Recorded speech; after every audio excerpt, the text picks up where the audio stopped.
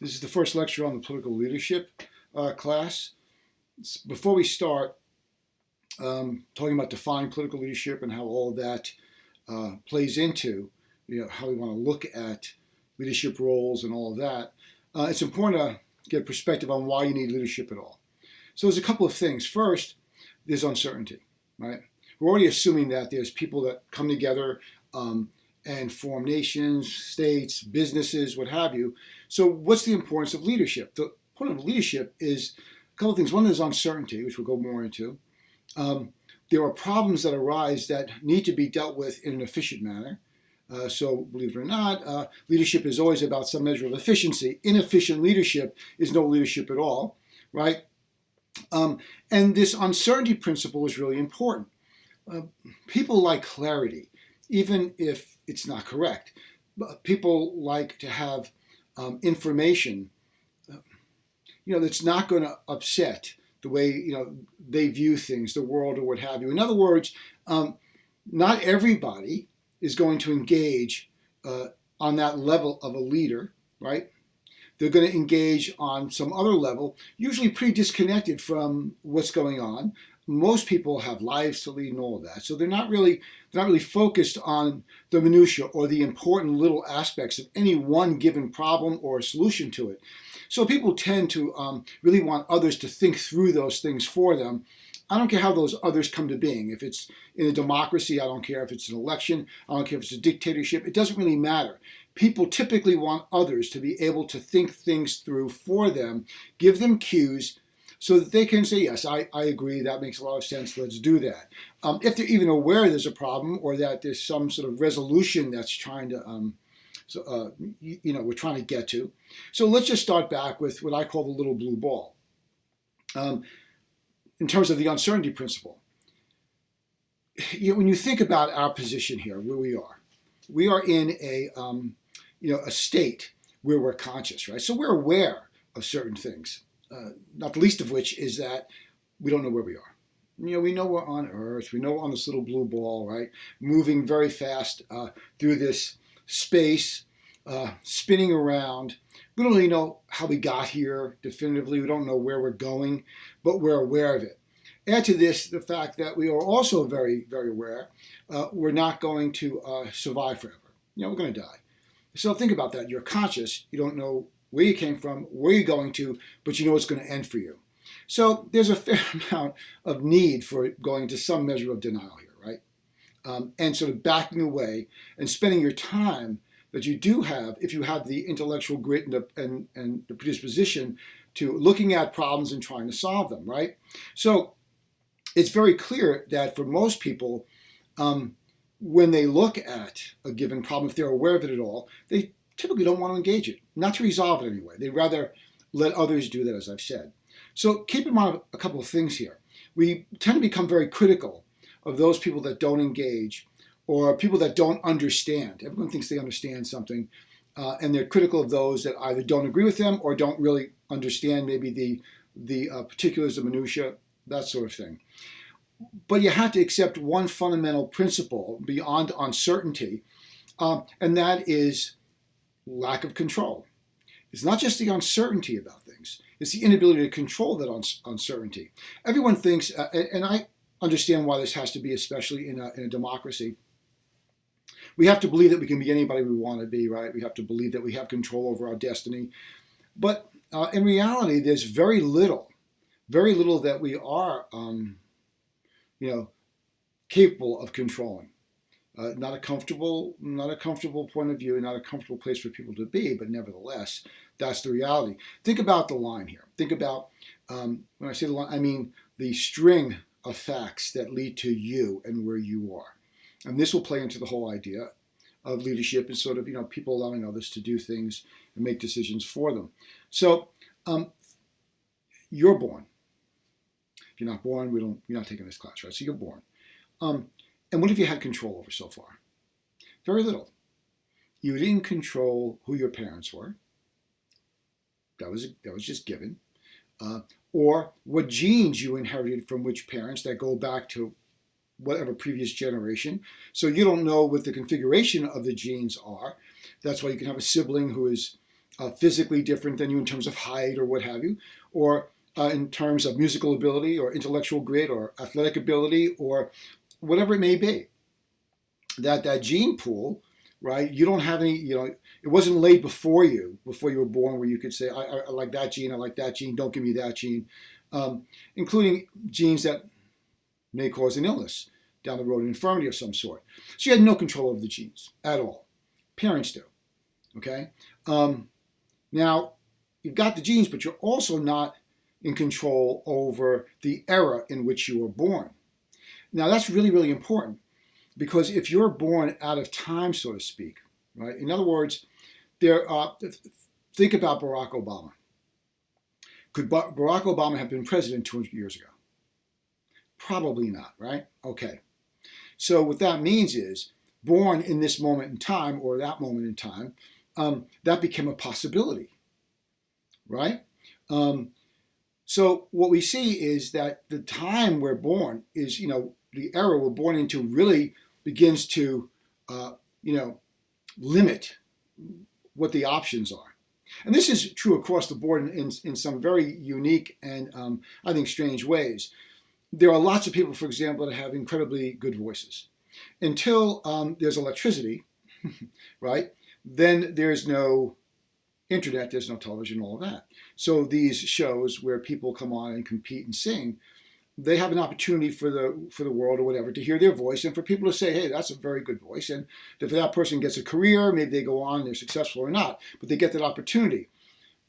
A lot doesn't happen before electricity, right? And the combustion engine and all this. That changes the landscape completely. And so opportunities flow from that that would never have been there before. So you have no control over that. So now you're born to a certain era. Now, what about the place you're born? Are you born into some sort of oppressive society? Are you born on a desert, on an island nation? Where are you born? That comes into play. If you're born in America, there's a different experience than if you're born, say, in South Africa, or a different experience if you're born in Canada or any place else.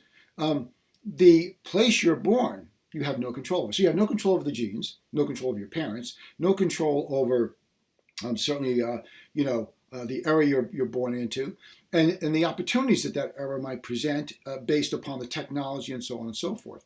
So all of that's in the mix. So how much have you had control over up to that point? Zero. None. Now the question becomes, all right, you're here, you know where you are, you know what era you're in, you know all of this. Now what can you do? Well, it depends upon what that, era values, right? What's the value?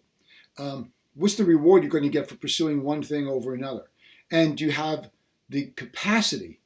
There are people that are born and they just can't sing a note. They're tone deaf, right? They don't. You could do it over and over again and say, just repeat that, and they can't do it because they can't hear it properly. There are people that have perfect pitch. Sorry for all the music analogies, but perfect pitch. They can hear it and emulate it, or they can just do it. Now, you can improve that. You can learn. You can get better at it. But the likelihood of you being able to learn how to, sing, let's say, without any real, physicality or ability, but just by sheer grit, you're going to learn. You'll get better. But you're not going to move that much further. Eye-to-hand coordination is another thing. Think about sports. So much of sports is just eye-to-hand coordination. If you have poor eye-to-hand coordination, again, structure of brain or whatever, it's going to be harder for you to succeed at a sport, because sports usually require, I'm trying to think of one that doesn't, eye-to-hand coordination. Think of baseball. You're playing the outfield, the ball is hit 200, 300 feet in the air, whatever it is, and you've got to be able to get under this thing, see where it is in space. Spatially, you've got to be good, and get under it and be able to catch it. A lot of people can't do that. A lot of people spatially don't see where it is. So there's a spatial challenge. All of this is genetic. Now, I know there's always a safe argument to say that some things are nature, some things are nurture. That is true. But I don't think we can say that about, you being tone deaf, not being able to hear, and emulate a musical note. I don't think we can say that about, eye-to-hand coordination. You can get better. You can work on it. So we really have these limitations placed on us. Those limitations influence, right? And I'm going to get into whether you're born into a wealthy family or a poor family and that sort of thing. We talk about resources, right? What resources do you really have to be able to affect the ends you'd like? What happens here, because of the uncertainty principle, people have to believe that they somehow they're masters of their own destiny. And because they believe that, right, they have to hold others to that same standard. So if you're born to a very, very wealthy family, somehow, you'd be hard pressed to find someone that, from a family like that would sincerely say, I believe, yeah, I didn't deserve any of this. I just, I was born here, and I got lucky, and that sort of thing. Now, I'm not saying it doesn't happen. I'm just simply saying that they had no control over it. But cognitive dissonance and cognitive consistency are very important for people. This goes back to the uncertainty principle and the consciousness and all of that. Cognitive dissonance is uncomfortable. I see blue. I see blue. You see green. What color is it? Well, if I built my world, this is a ridiculous example, right? If I built my world around blue, turns out to be green, everything I've structured is wrong.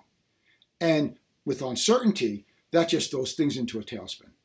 I like things to be certain, so I can convince myself that everything is certain, and so I'm okay. So cognitive dissonance is very uncomfortable. It's when you perceive things one way, but the reality dictates that they're another. And that's psychologically uncomfortable. We like consistency. So now let's move it forward from all that. Let's move it to the concept of government, because we're really going to focus on political leadership, right? We're not really talking about corporate leadership or any of that. We're talking about political leadership. So let's just talk about political structures. Regardless of the structure, you'll notice one thing is consistent throughout. I don't care how big a nation is. I don't care how long it's been in existence. I don't care about its structure in terms of the type of government you've got. There's one thing that exists in all of them. There's leadership. Various layers, and levels. There's leadership, and there are resources, as I started, there are resources that determine the power that those people in that leadership role have. Okay? So now, it's not to say that resources are only things like money and that sort of thing. Charisma is a big one in American politics, right? A charismatic leader, in most places, I can't think of offhand of someone who was really horribly lacking in charisma that necessarily rose to prominence in a political venue. I just must be out there, but I can't think of it offhand. Anyway, so this idea then of political leadership exists everywhere. There's always leadership, and we ask ourselves, okay, why? Before we define what it is and all why, there's uncertainty, and we need some sort of reaction to things that present themselves with uncertain outcomes. We don't have a pretty good sense of exactly what we need to do to address the problem. So we can hand it off to somebody else. And now, by the way, I've taken care of that because that leader that I'm okay passing it off to, I've already resolved my dissonance over. They represent something that I hold as valuable, and therefore they should be making this decision. This is not a class on political parties, but it's one of the reasons why political parties succeed in terms in America of establishing themselves. And there's a reason why there's only two and not more than two. The nice thing about binary stuff is that it's not one, it's got to be the other. If these guys are wrong, those guys have got to be right. People like simple choices. They don't want a myriad of choices to, and that's part of the whole leadership thing. They don't want to ferret through all the particulars to figure out stuff. It's a lot easier to say you're a Democrat or a Republican, although people like to say they're independents. But if you look at, who they've supported over time in elections and the like, they typically turn out to be closer to one or the other, Democrat or Republican. Well, if I'm a Democrat or Republican, I'm naturally going to be comfortable taking, believing in the leadership of either the Democrat Party or the Republican Party. I mean, that would make sense, right? I've handed the ball off to you. Tell me what's going on. Give me a reasonable argument, and I'm going to back you. And so people don't have, again, the time, the disposition, all of that, or the predisposition to looking at this stuff and even understanding it or caring about it. Most of us are not nuclear physicists. We probably would check out pretty quickly if we had to make a decision based on some, nuclear physical sort of parameters. We'd say, I don't know. Oh, that guy's a physicist. Let's ask him. That makes sense. So we'll go along with her. That's perfectly fine, and I'm going to go about my business. That's not a problem. That's the reality. All right. So we look for cue giving. We look for people that we sort of give in value to, and then we follow what they say. It's why certain people will watch certain news programs over and over again. You see this in cable news, right? There's always this talk about Fox News and CNN or MSNBC. People that watch those particular shows, I don't call them shows, but watch those cable news networks, they've already bought into pretty much what that network stands for. In other words, I'm going to go get affirmation. I want consistency. I want to see the world this way. They say it's that way. I'm going to watch them to further convince myself it's that way. If you say, I'm watching them, but I don't think it is that way, there's dissonance. And once there's dissonance, that becomes a problem because now you've got to resolve it in some way. So we like when the world is us and them, right? Two camps. It's not complicated. It gets a lot more complicated when we get to 3 or 4 camps or 5 or 6. People ask all the time, why aren't there more than 2 political parties? Well, there are practical things to that, and political, right? The 2 parties have control over all the political apparatus from the local governments all the way up to the federal government. So they really have, the actual nuts and bolts control over the mechanism. So they both don't want someone else creeping in. And if there was a third party that was getting some traction, one or the other party would try and pull them into their fold. They wouldn't want them just, out there on their own taking votes away from them. That's why some parties, the 2 parties, they'll have different wings. You can probably classify them in terms of, on both sides, Republicans and Democrats, in terms of, more centrist or more right or more left, and varying degrees of that. But for the most part, everybody falls into one of those 2 major groups.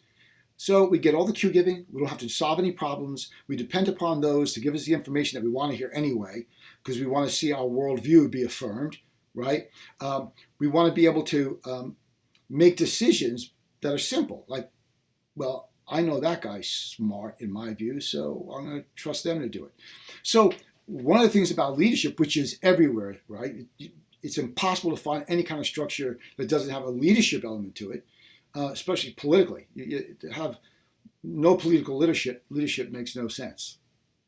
You can't get anything done. It's not one person living on an island all by themselves where they can make all the decisions.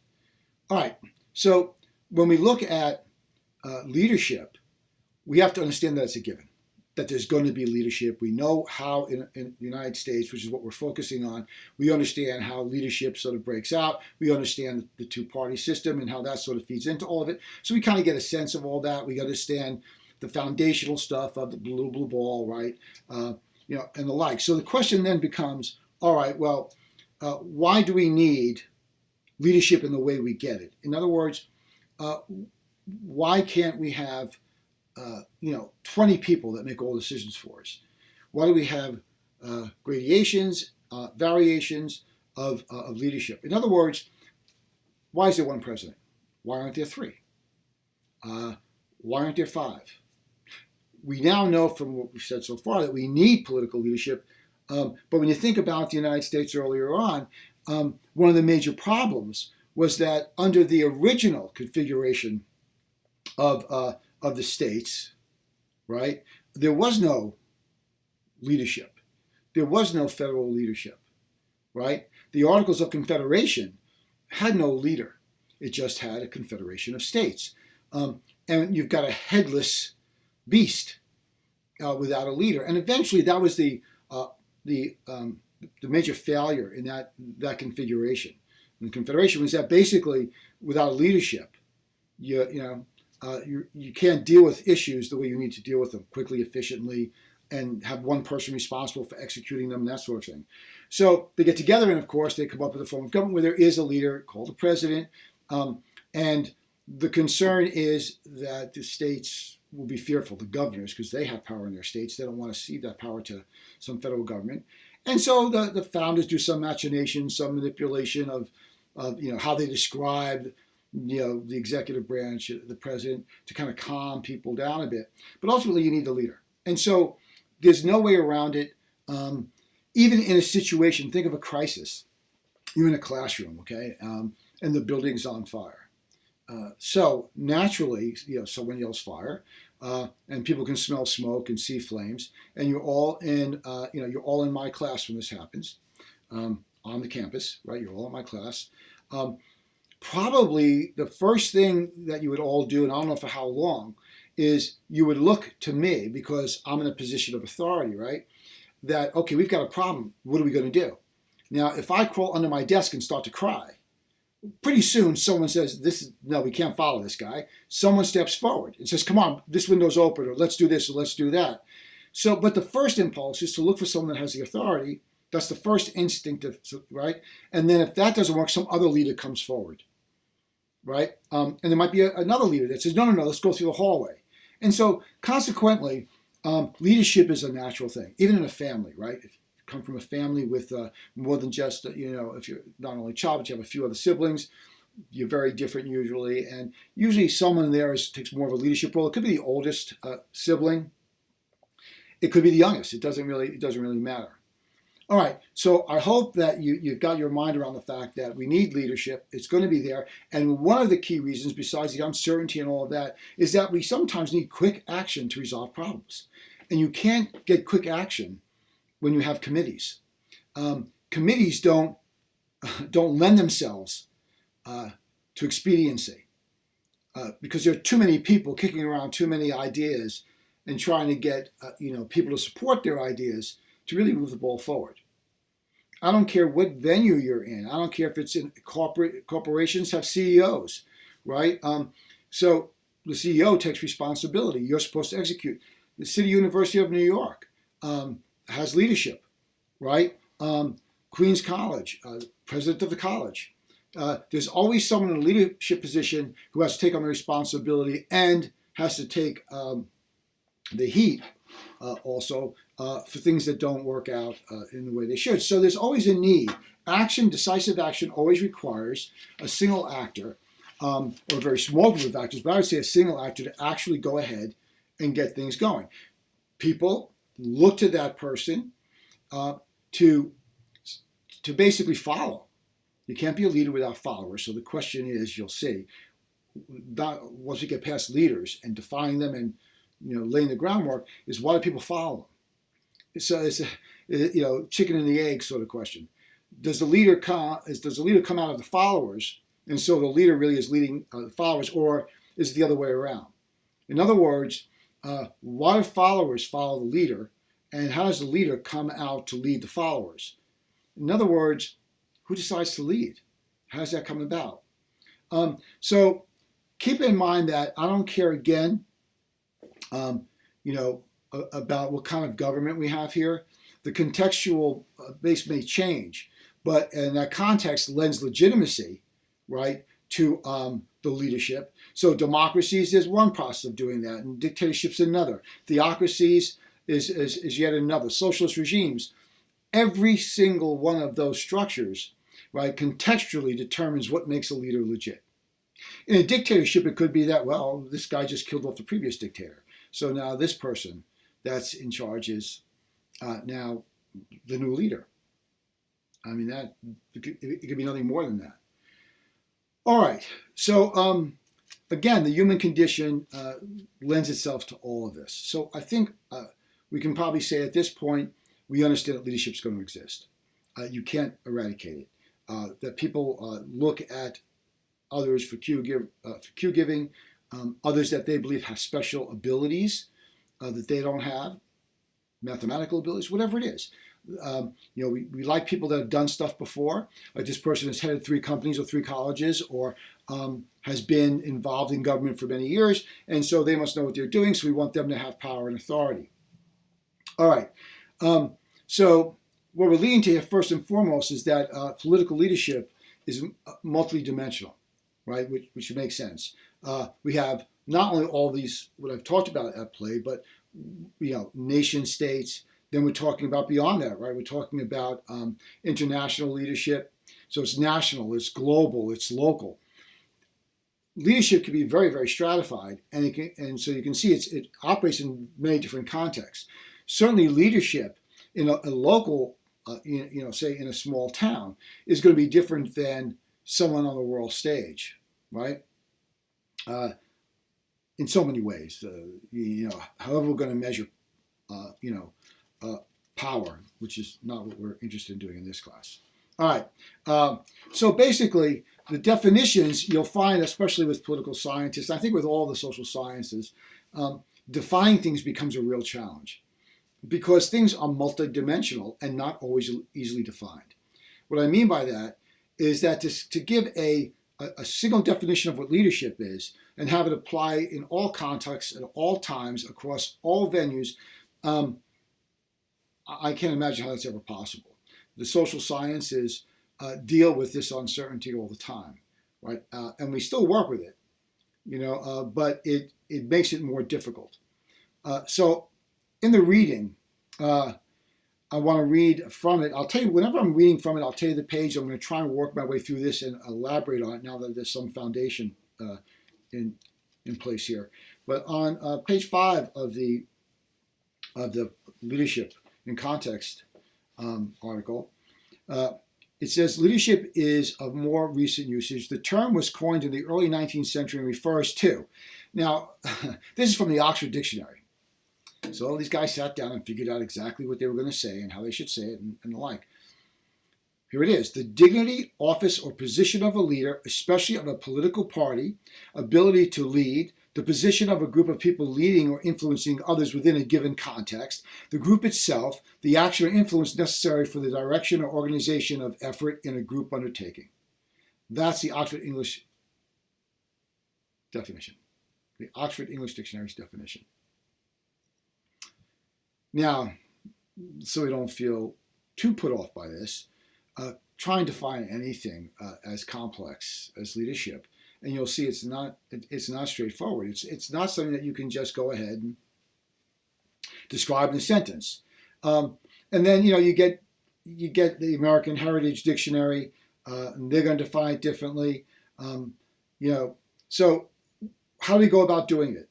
And on page 5, going into page 6 of the reading, in defining political leadership, right, most researchers agree on the following. These are the elements. First, the personality and traits of a leader or leaders, including her or his ethical and cultural character. That's one way to define it, right? We have to take into account that, the personality and traits of a leader or leaders, in defining it. 2, the traits and ethical, cultural character of the followers within whom the leader interacts, keeping in mind that the leaders of different followers and followers of different leaders interact as well, cooperatively or competitively. Okay, so that's a headful, right? The traits and ethical, cultural character of the followers. Not only talking about leaders, but we're talking about followers now, and the role they play in defining leadership.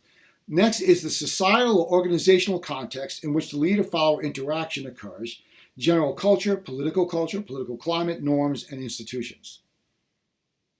We're only halfway through the list, right? If you're looking at it yourselves, which you should be following it, we're halfway through. If I said to you right now, tell me what I just said, without looking back down at what do we include in leadership, you couldn't possibly have all this in your head at this point. The next is the agenda of collective problems or tasks which confront the leaders and followers in particular historical situations. The agenda of collective problems, not individual, collective problems or tasks which confront the leaders and followers in particular historical situations. Okay, by now you've given up, right? We still have a few more to go. The nature of the leader's interpretive judgment, since situations do not define themselves, but have to be defined by leaders' insights accepted by the followers. You'll notice that so far there's one thing we can carry forward. There's a relationship between leadership and followership, right? That there's some dynamic there, right? Next, the means, material and intangible that the leaders use to attain their ends and or their followers' goals. These are the techniques with which the leader uses to mobilize support on behalf of her or his agenda and or to maintain support or position. Don't worry, I'm going to make this all a lot simpler for you. And the simpler you get, the less meat there is on the bone, so to speak, but at least you get your mind around it somewhat. And lastly, the effects or results of leadership, whether real or symbolic, long-lasting or transient. Those are all the things we have to consider when we're looking at political leadership. Okay, it goes on to say, political leadership overlaps significantly with the higher levels of military, legal, organizational, and religious and ideological leadership, and is a special part of social leadership in general, as we contended above. The latter includes parental, business, educational, scientific, and technological, athletic, medical, cultural, artistic, religious, and other forms of leadership. You have to look at all those things, regardless of the venue, whether it's a leader of religious or scientific or educational institutions or structures, they're different. Right? So is there a way to sort of take what we should be looking at and not oversimplify it, but make it so we can figure out how we're supposed to go about looking at leadership? The answer is yes. Now, what I'm about to tell you, there are those, and rightfully so, that could take issue with it, and we could have a very long, myself and them, a very long, involved conversation, which would be very interesting, and which would be very informative. And, academically, academics, we like to do this, right? We're trying to always refine things. But there are some things, I think, that you can take and clearly sort of put in front of you whenever you're confronting a problem of defining leadership. The first is, who's the leader? Have we identified someone? We're not talking about someone coming to a position, but that person's there, right? Okay, they're in a position of leadership. I think it's very important to start off saying, okay, well, let's define who the followers are. If you do this the other way, if you define the followers first, you can see why the leader's leading the followers. Okay, so for example, let's say that all the followers wear blue hats, and the person leading them is wearing a green hat. Okay, they're all wearing hats. So I know there's probably something to do, and I know this is a gross simplification, but I want to make the point. I know it's got something to do with hats. But why is the leader not wearing a blue hat?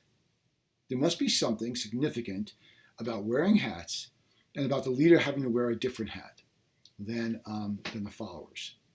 Now, if I saw a blue hat, I'd say, okay, so the guy with the blue hat is leading other people with the blue hat, right? I liken this to going on to another country and going on one of those tours, a tour bus. They're going to take you through, a particular town or whatever, and they'll have some sort of emblem or something that you can follow. No, this is the person you're supposed to follow, right? There's a reason why school buses are yellow. Public school buses are yellow. It symbolizes a structure of some kind.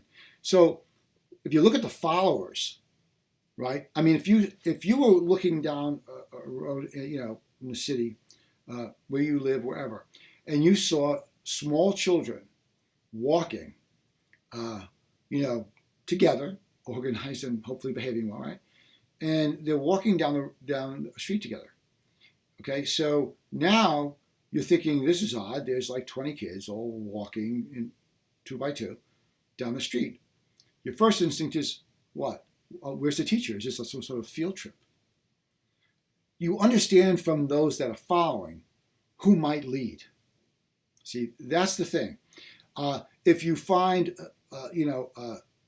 it's unlikely to find a leader that is not in some way the embodiment of or responsible for those that follow. So followers often define leaders. That's the chicken and egg thing.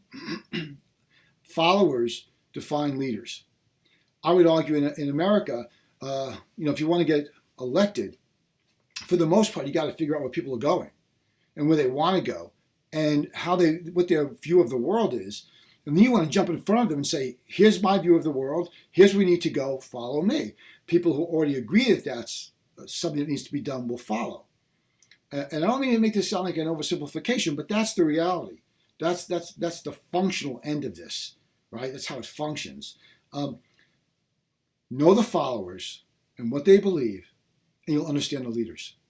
For example, if you look at the British, you look at a monarchy. Now, we know that, monarchies, in democracies, it's sort of an odd configuration, right? So why does it still exist? Why haven't, the Brits disposed of it, gotten rid of it? They're responsible financially for it, right? You've got, and the like. So why not just end that? Why have a king and a queen and then people get knighted? Rock stars get knighted by the queen. It's all a little bizarre, right? So you say something, okay, well, why is this still there? It says something about the followers, how they perceive that, and how that plays into the perception of themselves, right? When a rock star gets, knighted by the queen, now it's special, right? It's just like winning an award. Why do we even have awards? It's to recognize people that have fit into a particular position of some kind that we want to reward. I don't care whether it's acting. I don't care whether it's a humanitarian award. I don't care if it's winning an election. We perceive. And so I would argue you start with the followers. What do these followers share in common? What's unique about them? If you can figure that one out, you can understand why the leader is leading them. Very seldom does a leader come in and say, I know you all believe X, but X is wrong, Y is right, here's why, now follow me. That's typically not how it works. That's not to say leadership can't change people over time, but people are not cognitive dissonance again, right? They're not looking for someone to come in and say, you all believed in Y, it's wrong. And if you doubt that, think about, because we tend to think that we're so much more advanced, think about, the world being flat. It took a good long time to convince people it's not flat. And when you look up in the sky, you see a round moon and a round sun, so to speak, right? So why would you think this was, flat? There are still people that believe the world is flat. Now, they make scientific arguments for why it would be flat. Can't see past the horizon, all this kind of stuff. I can't begin to lay it out because I myself don't understand the many ways in which they have to bend and sort of move things around to get to the point where, they can argue that it's flat. Who knows? Maybe it is, right? But it takes a long time, right? It takes a long time. People change their positions slowly, because that minimizes that cognitive dissonance that they're going to feel, right? So look at the followers. Since they change slowly, they're likely to follow someone who embodies in some way what they believe right now. And they can transition over time, right? But it's a slow process. And that's the one thing about change, right? Politically, it's very slow. And when it's not slow, it's very dangerous. What I mean by that is if you have a political structure and it changes quickly like that, you've got revolution, right? That's the most obvious example of it. And the idea of revolution is you basically change everything. And when you change everything, people have to adapt to everything that's new. And they don't adapt very well. And they don't move in lockstep. That's why typically what comes out of revolutions is dictatorship. You can't. It feels good to destroy everything you hate. But now what are you going to put in its place? America had a war of independence, so we just stepped right into all the political structures that were there before. Just new people were running the show. And there were some adjustments made, but there was nothing major. No matter how much we would like to believe that they were, structures were already in place, right? A revolution, everything. That's why they're rare. And when they do occur, they disrupt the process completely of governance. And so the followers don't know what to do. They knew in the beginning what they had to do, which is right, rise up against the power, throw yourself against it, and eradicate it. And then it's sort of, now what? Now what? Now who's going to pick up the garbage? How's that going to get organized? Who's going to secure, the streets so that people are not at each other? Who's going to make sure that we have access to food and clean water and the like? Governance is practical. It's incredibly practical. Take care of the practical stuff, which is boring and no one likes, right? All right, we got to get the snow off the streets. All right, no one's dying to become a political leader so they can make decisions about when to send the plows out. Right? That's not how leaders think of their role. So define the followers. Look at the followers, see what characteristics they have, see what their wants and desires are, which are much easier to get at collectively than it is for one individual. What does this leader think or feel? And I would argue that in America, at least, politicians are sort of a subspecies of human being. And I don't mean that in a horribly derogatory sort of way. I just mean that it's a group of people that have to be comfortable doing things in ways that are uncomfortable for most of us. For example, hypocrisy is something politicians in America and everywhere live with. Leaders can live with hypocrisy a lot better than the average person. Most of us, if we say something or do something that's hypocritical, we feel it. Makes us a little uneasy, but not for politicians. That takes a special sort of ability to pull off. To 1 minute say one thing, and another minute say just the opposite, and claim you're right in both instances. Okay, so look at the followers. So I don't care where it is. If it's in the military, I don't care if it's in a religious organization.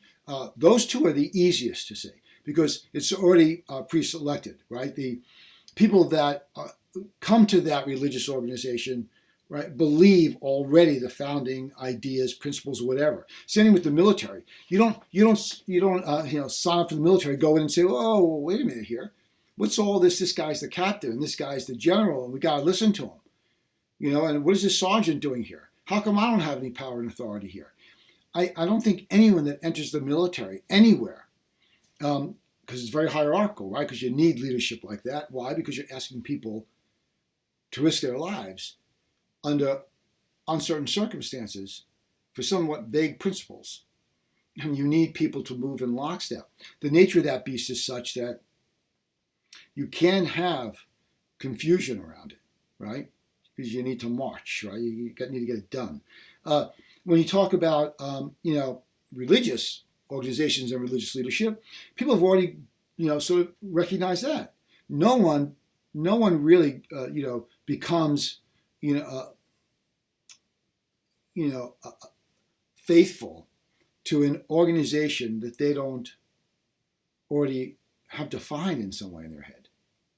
I mean, no one joins any Christian faith, religion, without believing in Christ.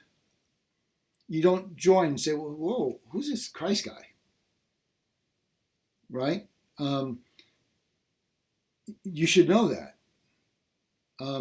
Because those teachings are what you're following, and so on and so forth. I mean, if you're talking about, athletics, no one questions the coach. You see grown human beings, right, playing sports professionally, men and women, and their coaches in that venue are expected to take control.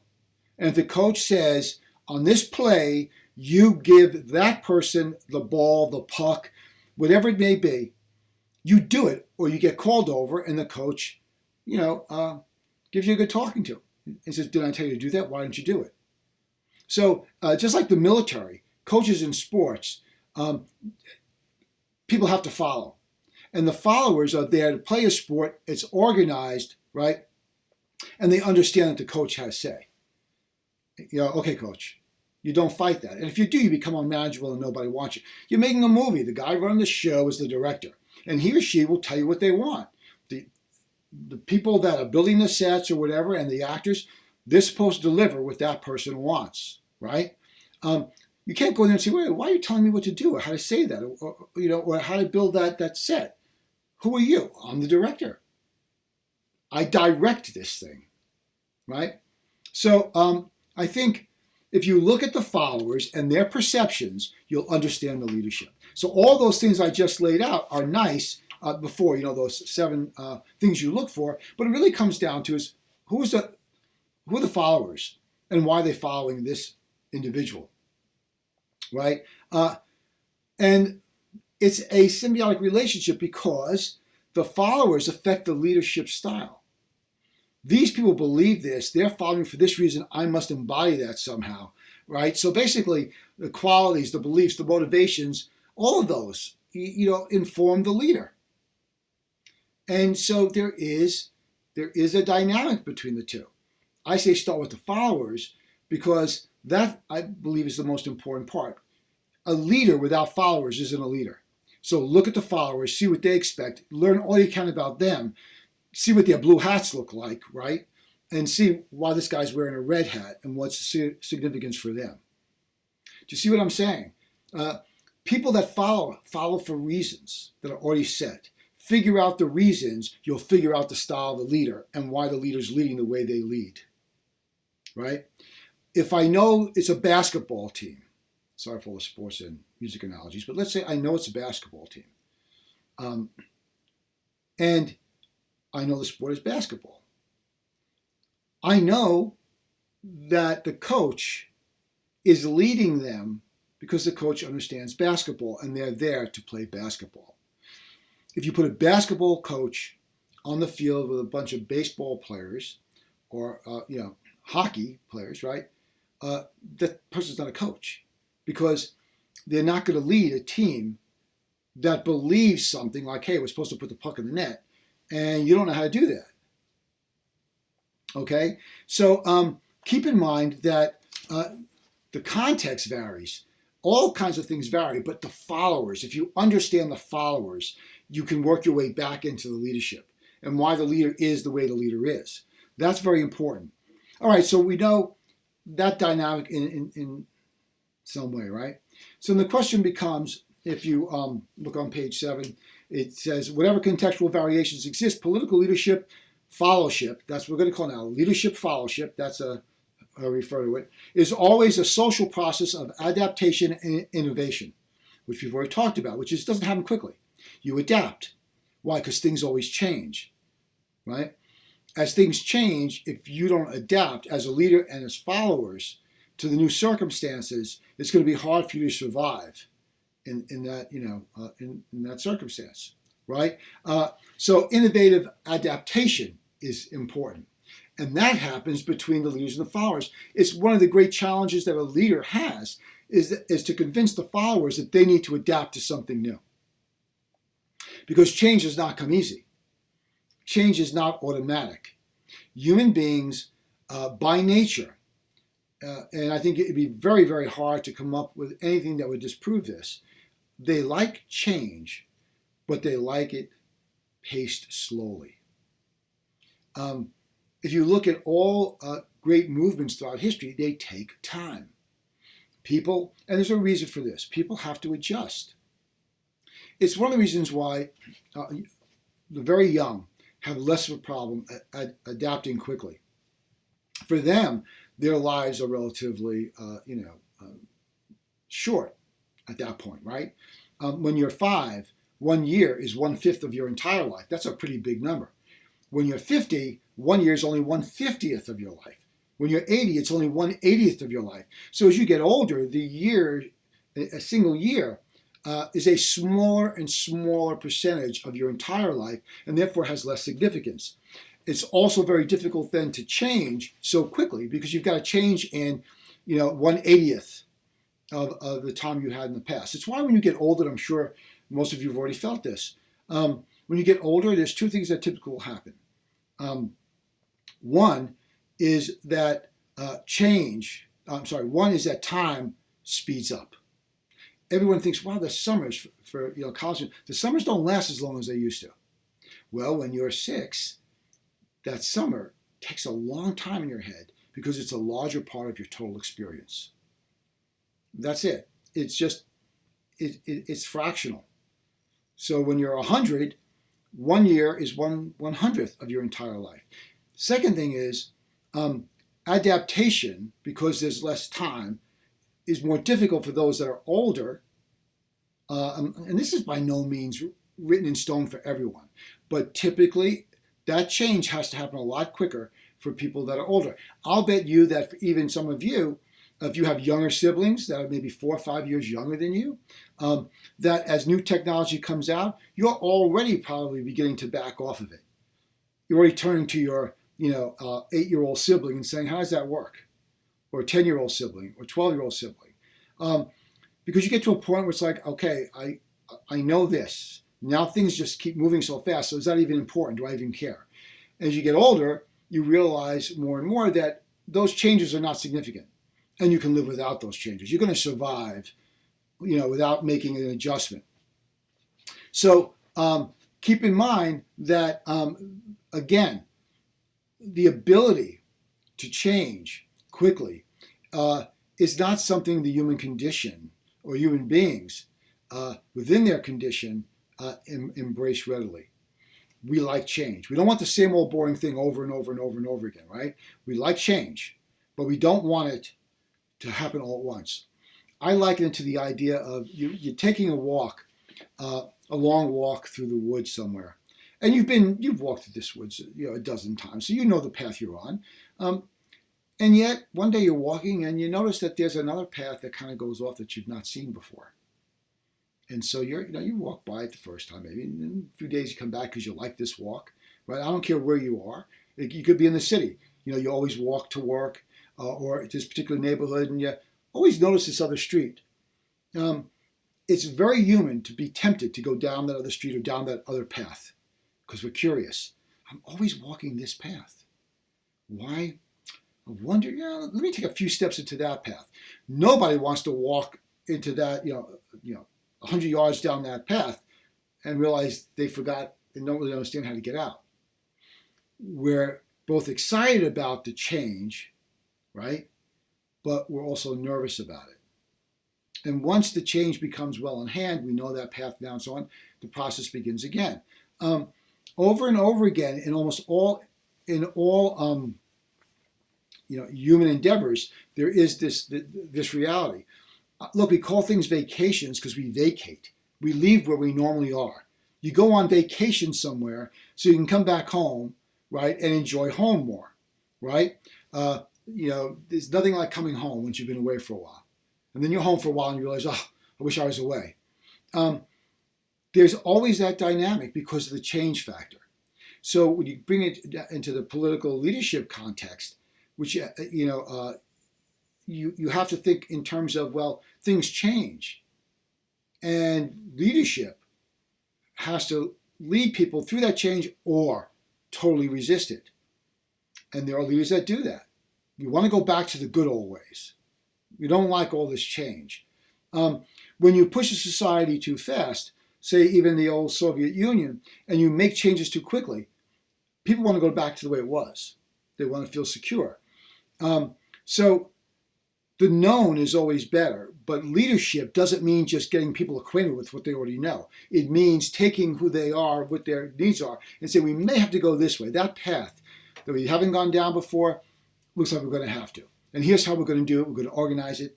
We're going to try and minimize the issues for everybody. That's what we're doing.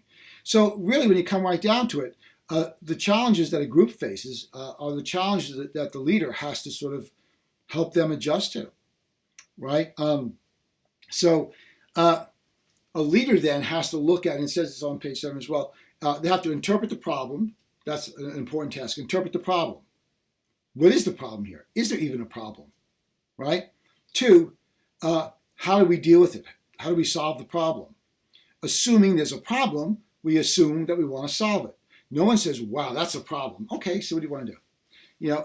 People say, that's a problem.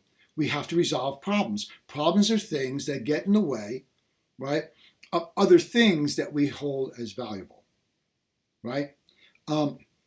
If you want to go somewhere and you need a car and you and your sibling are, your parents have one car and you and your sibling both want to use it, that's a problem. One car cannot be used by 2 people at the same time. So if the parents are the leaders of the family, which one would assume, they would have to resolve that problem. First of all, they have to interpret it. Like, you guys are both 8 years old. Neither of you would get in the car, right? Or look, you want to take the car for a week and go somewhere, and you can't because we need that car to do X, Y, and Z, right? So you got to interpret exactly what the problem is. Exactly what the problem is. And then you got to find the ends and the means to solve the problem. All right, how about we do this, right? It's where that nasty word comes in that no one seems to really like, but they talk about it a lot: compromise. Typically, solving a problem, prescribing an ends to that is usually a compromise of some sort. Somehow people think a compromise is a failure of leadership. Why did you compromise that? Because you can't have everything you want all the time when you want it. Why? Because there are limited resources. And not everybody gets everything they want when they want it and in the manner they want it. Right? People that go into anything thinking that that's the case: oh, this job's going to be great, I get everything I want. Or this marriage is going to be great, I get everything I want. Or this friendship is going to be great, get everything I want. Or this college is going to be great, get everything I want. No, that's not the reality. Life is a compromise, right? And leaders have to help people understand that they need to compromise. Here's the problem. Leaders, in order to lead, have to make the followers, right, pick up what the followers need and make them feel as if there's no way you compromise on this. This is too important to compromise. And then what do? You compromise on it. Think about it in the political context currently.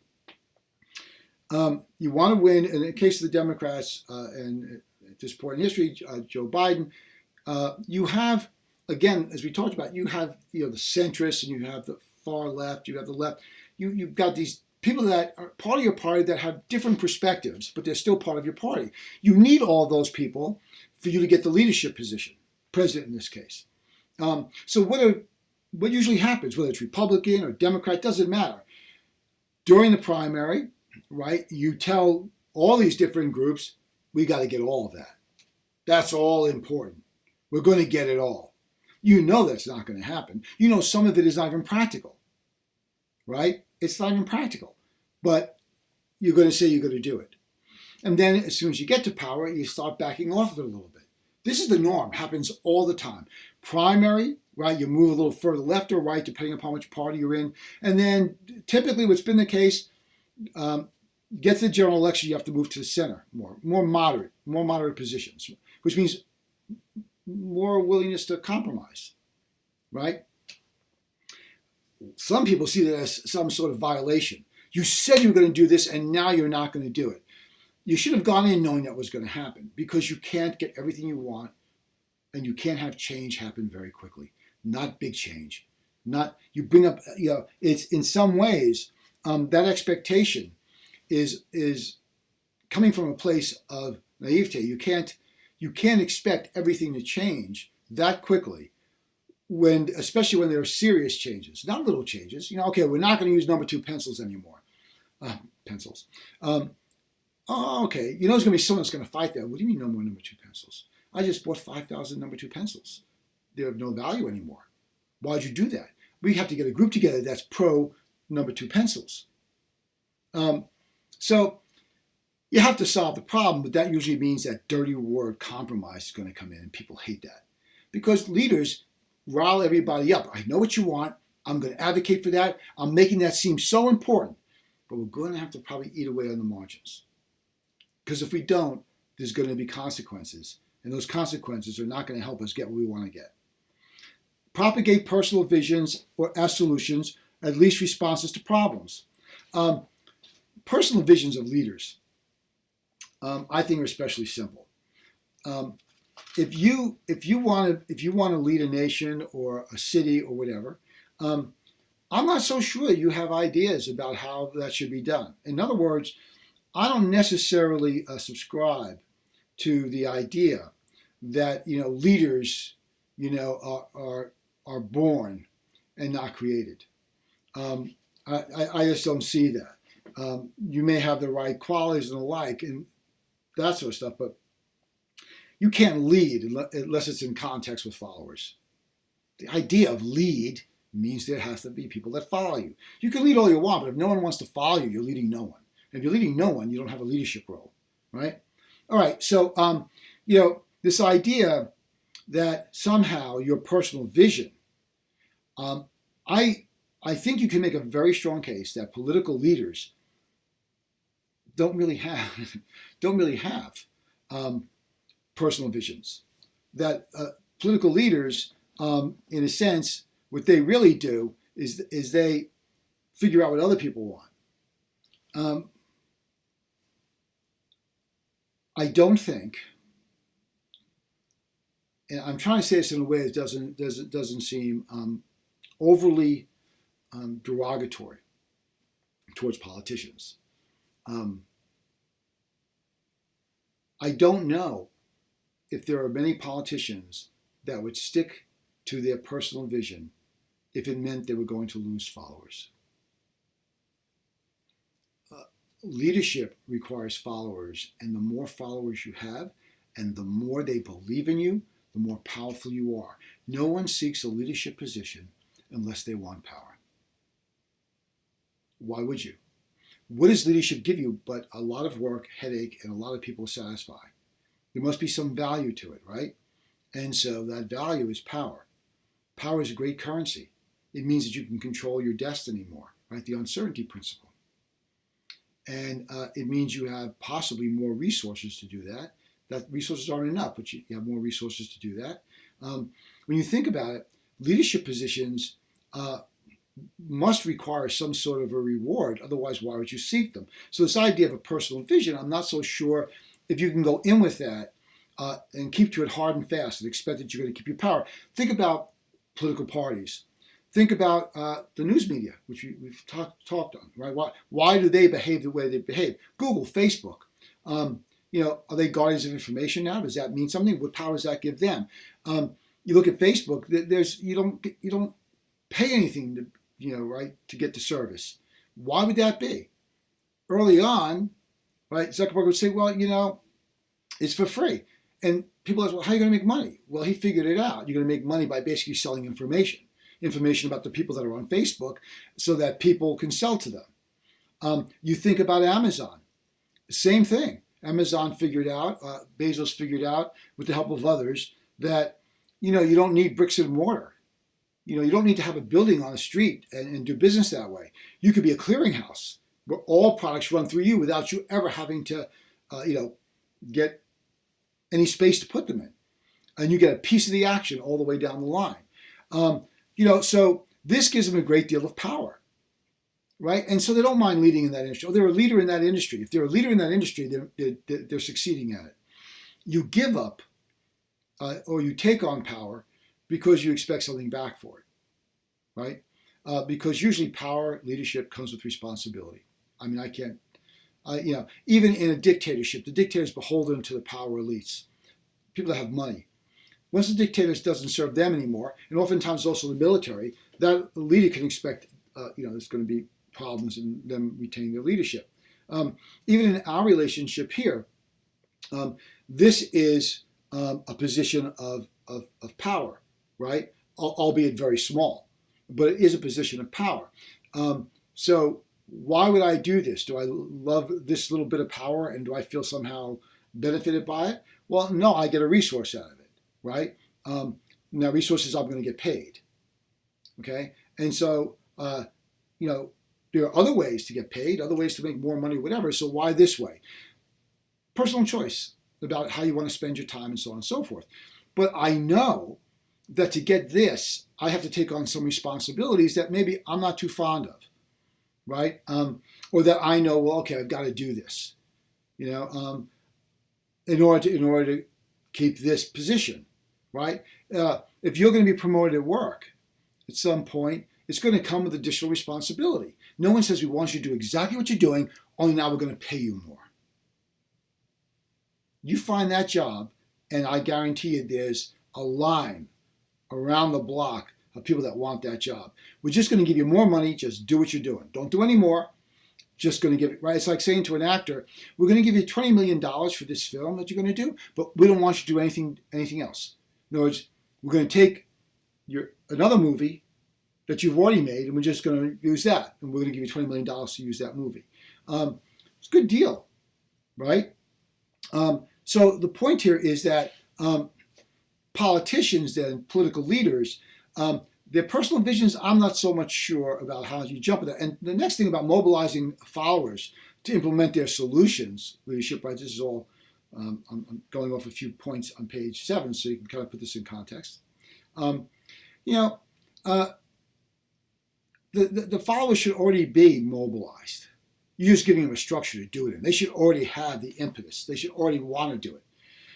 Now, I know that compromise is difficult for the reasons I mentioned, but I also want to make you aware of a couple of other things about political leadership and the structure. There are certain things when it comes to compromise, certain tools that leadership uses, especially in a democracy, so that the followers can more readily digest the leader's positions and actions. The first, I've already mentioned, hypocrisy. You'd be amazed at how willing people are to believe something, even though you just said the opposite, 3 months ago, right? So long as it's plausible that you could have transitioned to the other side without really ever transitioning at all, then you can probably pull that off. But you got to be comfortable with hypocrisy. And as I said before, most people are not. Another tool for doing this really is around lying by omission. Well, I didn't say that. No, you left it out. And had you told us that, right, we would have made a better informed decision. But you didn't tell us. So lying by omission. I just didn't tell you that. Right? It's interesting because, children do those first two things all the time. They lie by omitting something. They didn't really lie to you. They just didn't tell you about it. Right? So that person was with you when you did that. Yeah. But you didn't say that. You said you did it alone. Yeah. Well, I don't want to get them in trouble. Kids are more honest if you press them, right? So lying by omission happens all the time with politicians. Hypocrisy is just a main course. I don't care whether you're a liberal, a conservative, libertarian. I don't care where you are on the political spectrum. I don't care what political party you belong to, right? Hypocrisy is everywhere. It's everywhere, pure and simple. The other problem here is half-truths. Half-truths are really dangerous because it's not a lie, and so you can't say the person lied. And it's not necessarily an omission. You sort of have given people, something that did happen, but not the complete story, right? So it's a close kin to lying by omission, right? And then the favorite of politicians, and again, they do this because they get away with it, is information cherry picking. I like that fact, that fact, that fact, so those are the facts. The other 8 facts don't exist, they're not important, they have no play here. So I'm going to support my argument with this fact, that fact, and the other fact. Children, for example, do this all the time. When they get in trouble, right? They try to explain things. One of the ways they do this, they usually throw their sibling under the bus, right? What do you mean? My sibling does this all the time, right? My brother, my sister, they do this all the time. They didn't get in trouble. Why am I getting in trouble? Well, there's a whole context around that. So really, that you're not talking about. So there's half-truths there. There's cherry picking. There's lying by omission. Those are in the toolkit of every politician. And really, anyone that wants to lead people or mislead people, right? So basically, you have leaders also that are always competing for new followers, and so that means they're willing to adjust the way they view the world and the like in order to get you to sort of follow. All right. So on page 8, it says the leader-follower relationship exists on a continuum from extreme inequality and asymmetry, whereby strong leaders exercise overwhelming domination over subordinate followers, right? This is typically a dictatorial sort of relationship, to the opposite extreme of almost total symmetry and equality, whereby strong leaders influence and inspire followers to become strong, autonomous leaders themselves. This is like rare. This is... most people want to help you because it's going to help them. I know this sounds very pessimistic and the like, but the nice thing about human nature, it is pathetically consistent. Human beings are pathetically consistent. If you really want to understand relationships, understand those consistencies. Human beings are fearful and they're greedy. Because they're greedy, they want resources. And any avenue to get more resources that they want is an avenue they want to walk down. Now, do I mean that as a slam on we human beings? No, but that's who we are. That's who we are. People like to talk about altruism. It doesn't really exist. Lots of people would disagree with me, but I'm right. So you get my point here. Altruism is a violation of all that is fundamentally human. So someone, a student years ago, made the point, yeah, well, I see someone drowning, I jump in to save them. I risk my life. That's altruism. And my argument is no. It was more painful for you to walk away emotionally or watch them drown. So you were really making it easier on yourself. It was too painful to look at them and watch them drown.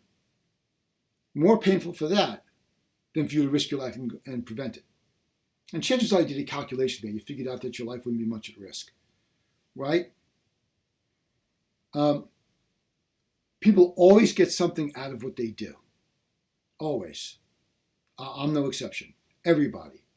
Right? They choose the course of action because it somehow benefits them emotionally, psychologically, physically, in some way. In some way, it's going to benefit them. That's one of the key elements of leadership. You recognize that.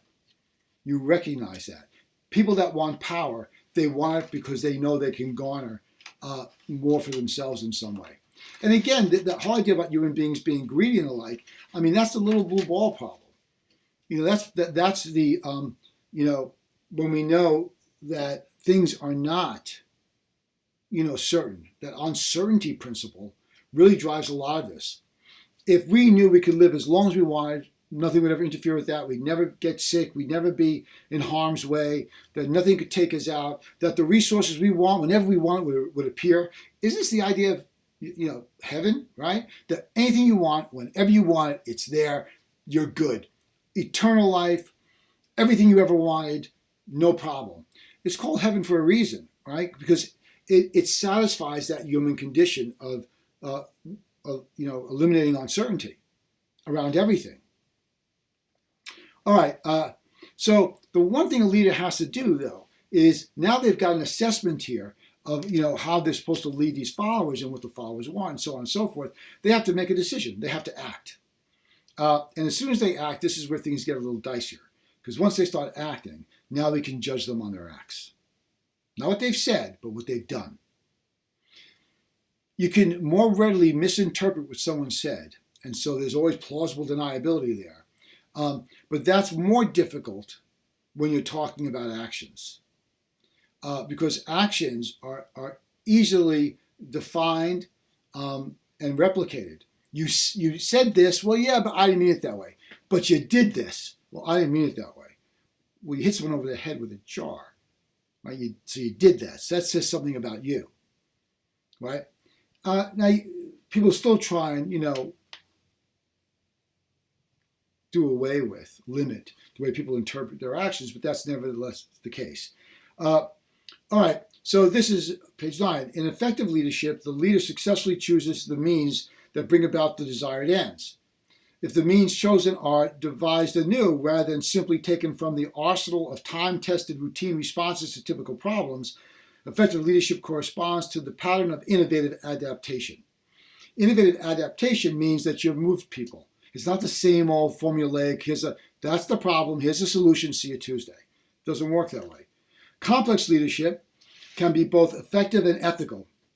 That is, the leader successfully chooses the means that are most likely to attain the end sought, but also seeks to embody end values, equality, freedom, justice, human rights, environmental, sustainability, whatever it may be. Now, here's what's interesting about this. We talk about, ethics. It's effective, one thing, we can measure that hopefully, but ethical behavior. How do we define what ethical behavior is? The author of this article says, well, equality, they embody end values such as equality, freedom, justice. All those things have to be defined. Nothing is perfectly equal. Equality, as I said before at the beginning of the lecture, the path to the present, right? All of the, things we have no control over. You're never going to be equal. Not in that way. You're going to be tone deaf. You're not going to be able to say, oh, that's a C note, or that's a B flat. You're not going to be able to do that. But the equality we're talking about here is really equality of treatment, right? That everyone should be treated equally in ways that are, important to all of us. Okay? Freedom. Freedom has limitations. You can't be totally free. Justice, very difficult concept. People think that justice is fairness, and I would argue it's not, because fair is too fungible. Again, children, what they think is fair is not always fair at all, right? And so justice, it can't be fairness. There has to be a measure of it there, but you can't have a judicial system based on fairness. There's no rules around that. What makes something fair?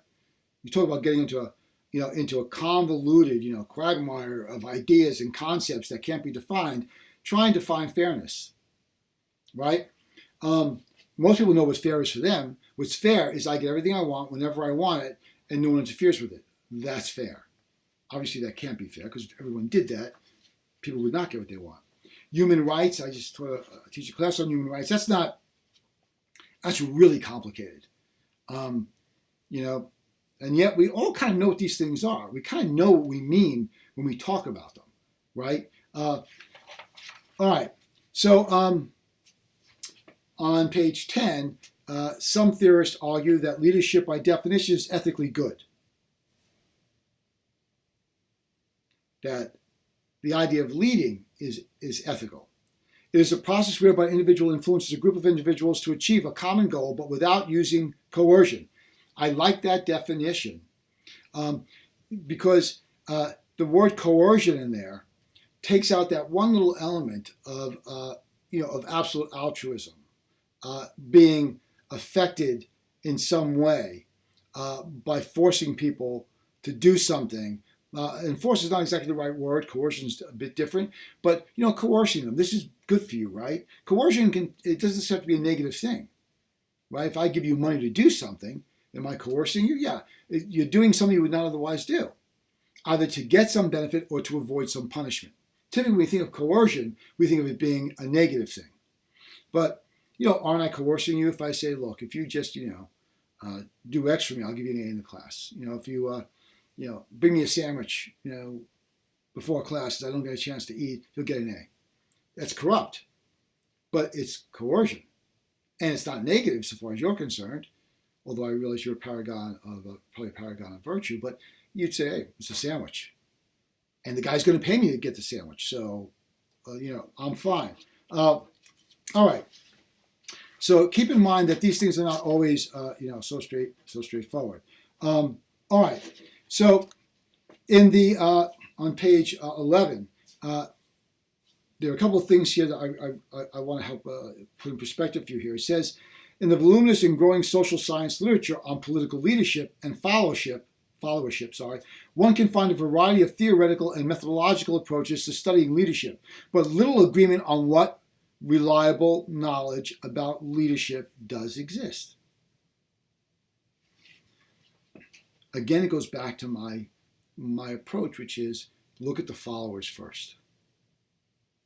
Look at the followers first. Think about it this way. Every good leader has to know where their audience is.